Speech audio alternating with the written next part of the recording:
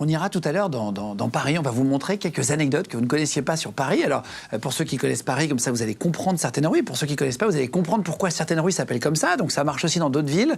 Tu donneras des anecdotes sur chaque ville. Je te poserai des questions. Je donnerai des noms de villes et tu me diras si tu as une anecdote un peu drôle par ville. Comme ça, vous aurez peut-être la vôtre tout à l'heure. Juste, c'est quoi la première anecdote que tu as appris? Si on a tous appris un truc qu'on a aimé raconter aux autres. Est-ce que tu as une anecdote que tu adores raconter un peu à tout le monde? C'est la première que tu as eue. La première, c'est celle qui m'a donné envie d'écrire sur Paris, justement. J'avais 15 ans, j'habitais à Bobigny.